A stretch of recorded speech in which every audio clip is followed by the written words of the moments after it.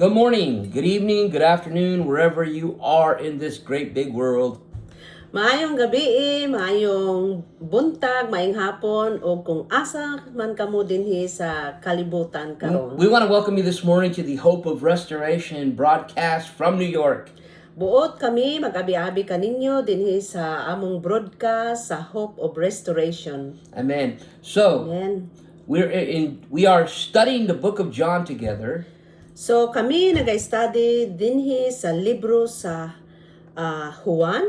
And this is our second day.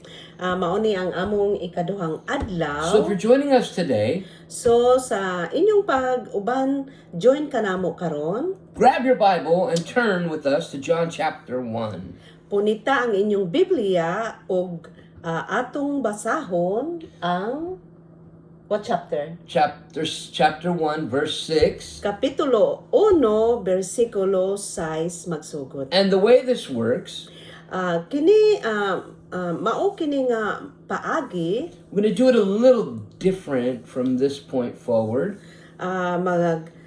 maghimo kita lain nga diferensya. We're going to have Bisaya language teaching first from the scripture. Anaay magabasa kita sa Bisaya version And then I will follow up with the English version. og si Daniel mo follow up diha sa English nga version. So Sister Sarah is going to read this morning. Sige, magabasa ta akong basahon sa versikulo 6 John Juan chapter kapitulo 1. 1. But verses 6 to 8. But first, let's pray. Okay, let's pray. You want to open up with prayer? Yes, Sister Sarah is of going to course. open up with Mag-ampot prayer ka. in Bisaya, quick prayer in Bisaya, and I'll close with the English prayer. Amen? Magampo kita sa pulong sa Ginoo. Dalaygo namo nga amahan langit nun sa pangalan ni Jesus, Lord, kami nagaduol kanimo pinaagi Lord sa imong gamhanang pulong Lord, danaagi ang among panghunahunag kasing-kasing nga sa diin magatuon kami sa imong pulong nga sa diin Ginoo, malig-on kami Lord. Dalaygon ikaw Lord sa walay katapusan, in Jesus name, amen. Thank you. And for our English listeners, hello. Father, we just thank you this morning for your word. We ask you to bless us. Yes, Bless Lord. your word to our hearts this Yes, morning. Lord. And that we might receive your word and that it Oh, might have Jesus. the impact and the power in our lives Yes, Lord. to transform us into who you are calling us to become Yes. according to your purpose. In Jesus' name, amen. Amen. Amen. Verses 6 to 8. Basahon nato. Ang Dios nagpadala og usa ka tawo nga ginganlan Juan. Aron pagsaksi ngadto sa mga tawo mahitungod sa maong kahayag aron ang tanan makadungog sa mensahe og motuo. So 8, 8. Otso, si Juan dili mao ang kahayag apan mianhi siya aron pagsaksi mahitungod sa kahayag. So God sends So, ang Diyos nagpadala John the Baptist. mao si Juan Bautista. And John is a witness Og si Juan mao ang saksi to the light of God, diha sa kahayag sa Dios. the true light. Ang tinuod nga kahayag. John claims himself he was not the true light. Si Juan nag-claim nga siya dili mao ang kahayag. He was only a witness Siya lang gayud mao ang usa ka saksi. to identify the light of the world. Aron ma-identify ang kahayag sa kalibutan. So John was sent before Jesus Christ So si Juan gipadala sa wala pa si Hesukristo to call men aron sa pagtawag sa katawhan, to repentance aron sa paghinulsol and to be baptized og magabautismo for their sins. diha sa mga sala. Amen? Amen. All right. So, verse 9. Pasahon nato, ang matuod nga kahayag mianhi sa kalibutan aron ang tanan madanagan sa kahayag. 10. Amen. 10 through 13. 10 ang pulong dinhi na sa kalibutan pinaagi kaniya gibuhat sa Dios ang kalibutan apan ang kalibutan wala mo ila kaniya. 11, mianhi siya sa iyang kaugalingong katawan apan wala sila mudawat kaniya.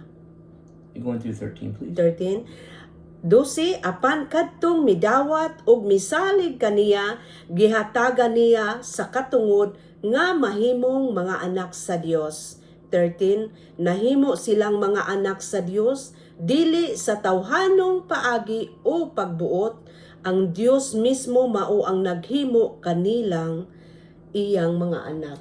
And so, in verse 9, So diha sa bersikulo 9, Jesus arrives, si Jesus ning abot, but in verse 10, we're told apan diha sa bersikulo 10 kita gisultihan that although he made the entire world, nga sa diin nga bisan iyang gibuhat ang kalibutan, as we learned in our study yesterday, sa atong nakatunan sa atong pagtuon gahapon, the world didn't recognize him apan ang kalibutan wala gayud naka-recognize diha kaniya when he came. nga sa diin nga siya ning abot. And verse 11 and 12 Apan diha sa bersikulo 11 ug 12, tell us that he came to his own people. nagaingon siya nga ning anhi gayud siya sa iyang mga katawhan. Jesus was born in the line of David, Si Jesus natawo diha sa linya ni David. and if we follow Jesus' ancestry, Kung atong sundon ang kaliwatan, ang ancestry ni Hesukristo, we can see it from Abraham forward to the day that he's born in Bethlehem of makita Judah. gayud nato nga gikan sa sinugdanan kang Abraham ngadto sa Bethlehem. Jesus was born into the world, but his own people didn't recognize him for who he was. Say that again. Okay, even though he came into the world Nga bisan siya ning anhi sa kalibutan that he made, nga iyang gibuhat, the world didn't recognize him. apan ang kalibutan wala gayud naka-recognize kaniya. His own people didn't recognize Nga him. bisan ang iyang kaugalingong katawhan wala gayud naka-recognize kaniya. He wasn't accepted among the Jews. Wala gayud siya gidawat sa mga Jews, Only- mga Hudyo. Only a few would welcome him and receive him. Pipila lamang ang nagadawat nagaila kaniya og nagdawat kaniya. Okay? So whoever received him, Sa kinsa katong nagadawat kaniya, Jesus has the power si Hesukristo ana ay gahom to give them a right nga maghatag kaniya og katungod to become the children of God. nga mamahimong anak sa Dios. All they needed to do was to trust in him. Ang angay lamang buhaton kung dili mao ang pagsalig kaniya To save them from their sin. aron sa pagluwas sa ilang mga sala. All of those who believe in Jesus Christ Sa tanan nga ning dawat kang Hesukristo for salvation diha sa kaluwasan, are born again. ingon nga bag-ong natawo sa Dios, Reborn. nga gipakataw pag-usab. This is not a physical rebirth. Kini dili usa ka pisikal nga pagkataw. All those this doesn't result from human passion Kini- or the plan of humans. Kini wala gayud nagaresulta sa plano lang sa tao, But from the will Kung- of God. kung dili ingon sa kabubuton sa Dios. So today, So karong adlaw, if you've come to Jesus Christ kung ikaw mo adto kang Hesukristo for salvation, diha sa kaluwasan. Amen.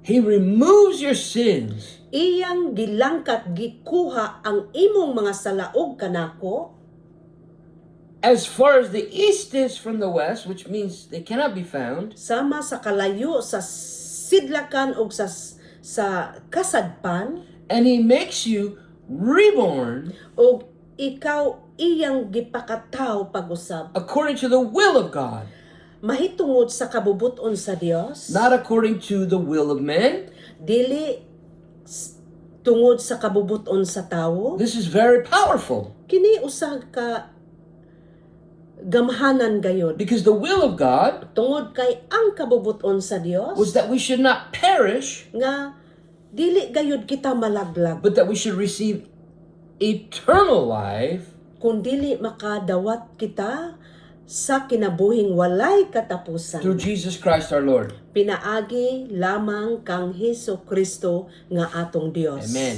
Amen. Man cannot forgive your sins. Ang tao dili makapasaylo sa imong mga sala ug kanako. Only Jesus Christ can forgive you. Kung dili si Hesukristo lamang ang makapasaylo sa imong mga sala ug kanamo, And bring you to right standing before God. ug magdala nganha sa pagbarog sa matuod nga right standing diha sa Dios. Amen. Amen. Now we have to remember this is the same Jesus that we read about yesterday. Ug ato gayong hinumduman nga kini siya sama ni Hesukristo. Keep that in mind, Ato gayong ibutang sa atong hunahuna, because in the beginning was the Word. tungod kay sa sinugdanan mao ang pulong. Before anything existed, there was Jesus. Sa wala pa nag-exist ang tanan,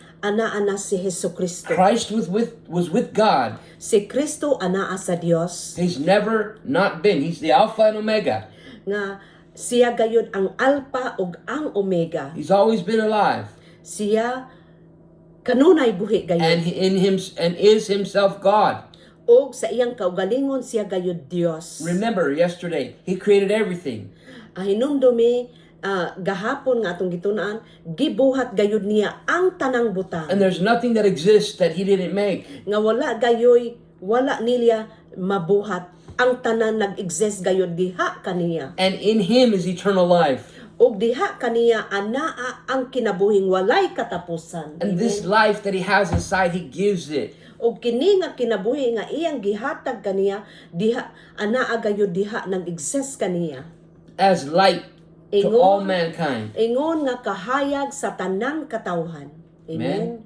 His life is a light that shines Ang iyang kinabuhi mao ang kahayag nga nagdan-ag in the darkness, ngadto sa kangitngit, but the darkness cannot extinguish the light. apan ang kangitngit dili gayod maka-extinguish sa kahayag. Jesus is the light.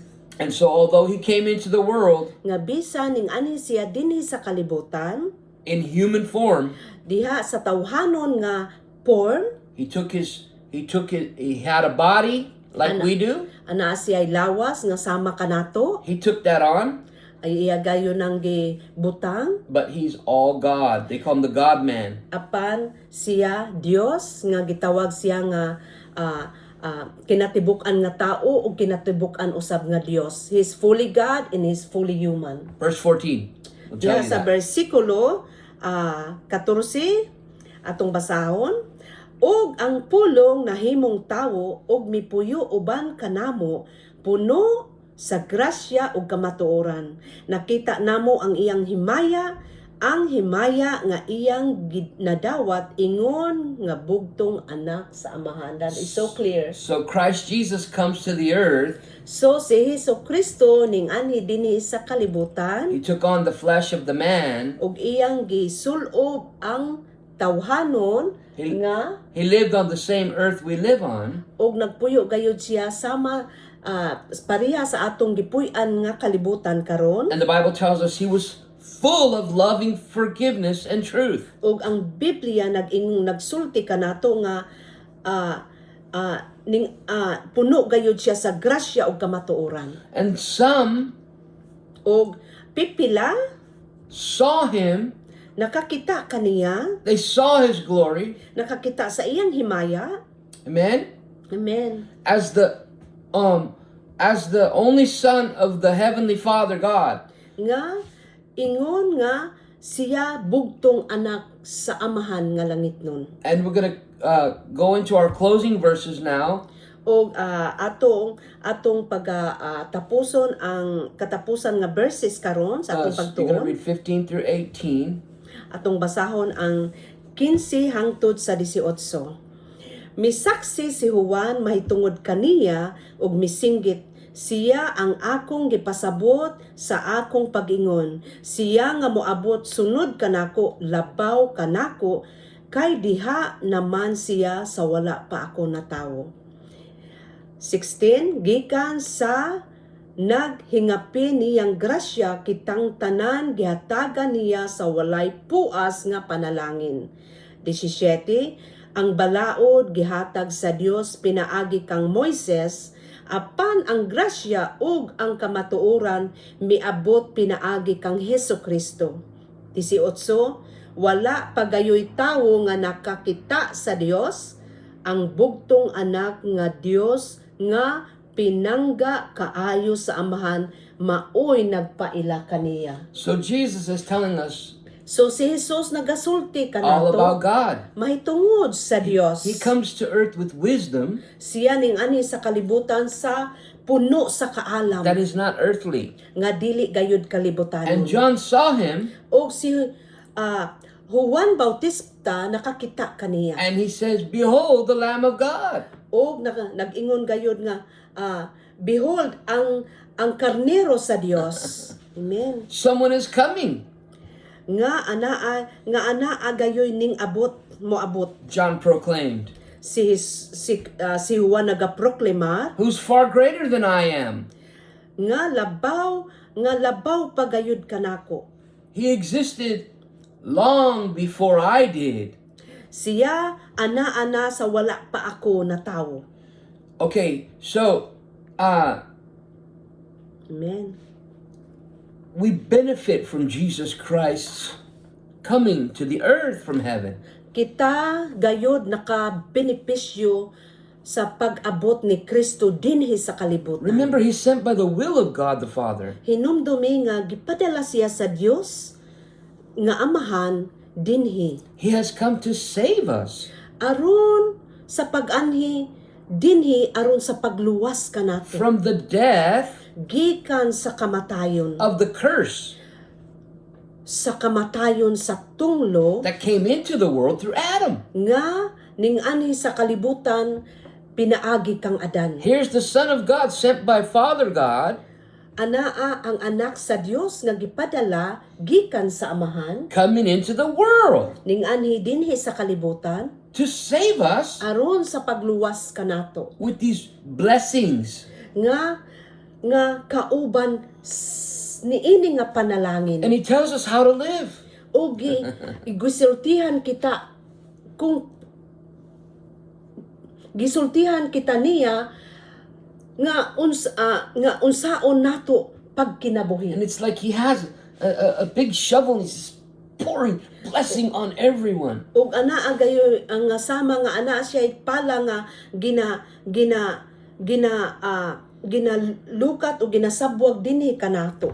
Before Jesus came, Sa wala pa si Jesus ning abot, Moses had given the law. si Moses gihatagan og balaod. And the law was written in stone. Og ang balaod gibutang gayud gisulat gayud didto sa bato. The commandments in the law Nga ang commandments sa balaod were very rigid. pinaka-rigid gayud. They didn't bend. Dili gayud ingon nga mapiko. There was no mercy or justice in the law. Nga wala gayoy sa balaod wala gayoy makita nga mercy o justice. Well, Jesus Christ comes Apan sa diha nga ning abot si Hesukristo and brings forgiveness. og nagdala og kapasayloan He brings grace to the world. og nagdala siya og dakong grasya sa kalibutan. No one has ever seen God, Wala gayoy isa nga nakakita sa Dios. But of course, Pero his only son has seen him ang iyang bugtong anak nakakita kaniya. because he's the part of the companion. He's a companion to the Father. Tungod kay siya usa ka kabahin kauban sa amahan. And so Jesus is able to tell us about the Father's love for us. Nga sa diin si Jesus makasulti kanato mahitungod sa gugma sa iyang amahan. So there's the Father So ana ang amahan, and the Son. ana ang anak. The Father sends the Son Ang amahan nagpadala sa anak, by the will of the Father, pinaagi sa kabubuton sa amahan, and the Son comes in His will o ang anak sa iyang kabubuton ning anhi to the earth dinhi sa kalibutan. from heaven Gikan sa langit. with heavenly wisdom, Sa langit nun nga kaalam. knowledge we didn't have, Nga kaalam nga wala gayud kita. and blessings O panalangin. over blessing, over blessing. Nga sa matag panalangin. Man. Amen. So, we're gonna stop our study here. We're So at 20 minutes. atong tapuson ang atong pagtuon karon. We're gonna pick up tomorrow Og atong ipadayon atong pick upon ugma in verse 19. sa bersikulo 19. If you want to read ahead, that's great. Kung ikaw gusto ka mo basa ahead of time, Please don't forget, palihog ayaw gayud kalunti. like and subscribe, like and subscribe, like and subscribe. Share the videos. Pag-like o subscribe o i-share gayud kini nga mga pagtulunan With your family and your friends. sa imong pamilya, sa imong mga kahigala, sa imong mga kaanakan may tungod ni ini nga study. So that we can bring them to Christ. Aron sa diin madala nato sila diha ni Kristo. Let's pray. Magampo kita. Our Father, we just pray in Jesus' name Amahan namo sa pangalan ni Jesus kami nagaampo for every listener, sa matag tigpaminaw. for everyone who has taken part out of their day Sa matag usa nga sa diin gusto mo partik ni ini nga adlaw. to look into your perfect word. Aron sa pagtan-aw diha sa imong perpekto nga pulong. We pray that those blessings that Jesus brought Kami nagaampo nga sa diin kana nga panalangin nga gidala ni Hesukristo. would explode into their lives, Nga sa diin gayud mo buhagay sa ilang nga kinabuhi. and that your will be done today Nga ang imong kabubuton mahimo gayud ni ini nga adlaw in all of our lives. sa among tibuok nga kinabuhi. Thank you, Father God, for your word. Salamat Ginoo amahan namo nga langit nun sa imong pulong. Thank you for your Son, Jesus Christ. Salamat sa imong bugtong nga anak nga si Hesukristo. Help us to understand Him Tabangi kami nga sa diin among masabtan. as the Savior. Ingon nga ikaw manluluwas. In Jesus' name, Sa pangalan ni Jesus. amen. Amen. If you have not received Jesus Christ as your Savior, Kung ikaw wala pa nakadawat ni Hesukristo nga imong personal nga manluluwas, we would like to personally invite you kami gayud magpersonal nga mag-imbitar diha to the kaninyo. family of God. Diha sa pamilya sa Dios. Only Jesus can save us Si Hesukristo lang gayud ang makaluwas and make kanato us free, o makapahigawas kanato. because He is the author of life. Tungod kay siya gayud ang author sa He kinabuhi. can bring you eternal life. Siya makadala kanimo o kanako ngadto sa kinabuhing walay katapusan. The only thing we need to do Sa ato lang gayud nga usa nga buhaton is to open up our heart to Jesus nga Christ atong today ablihan ang atong kasing-kasing diha ni Hesukristo. and allow Him to come in, Og tugutan nato siya nga mosulod siya sa atong kasing-kasing. and He will save us. Og siya gayud moluwas kanato. Just ask Him, Hangyo agayod siya. save me, Lord. Luwasa ako Ginoo. Wash away my sins. Hugasi ako sa akong mga sala. Tell Him Ingna siya. you give your life to Him today. Ug ihatag ang imong kinabuhi diha Ask Him kaniya. Ug ang yuwa siya to bring His purposes nga iyang dalon ang iyang purpose dinha kanimo. into the remaining days Sa nahibilin nimong kinabuhi og kanako that you have in this life. nga anaa sa imong kinabuhi karon. And ask Him ug hangyo siya. Lord Jesus, remove my sins. Lord Jesus, kuha ang akong mga sala. As far as the east is from the west. Nga sa diin, as far as the west into the west. The east to the west. The east to the west. Amen. And He has done that. Ug iya gayud kanang buhaton. If you come to Him by faith, Nga sa diin mo anha diha, ikaw kaniya pinaagi sa pagtuo. believing that He is, Nga tuhuan nga siya gayud, you're saved. ikaw luwas. Now give Him your will. Ug ihatag ang imong kabubuton diha kaniya. In Jesus' name, Sa pangalan ni Jesus. amen. Amen. Thank you for listening. Salamat Have sa a inyong great day. pagpaminaw. Maayong adlaw diha kaninyo. God bless. Bye-bye. Bye-bye.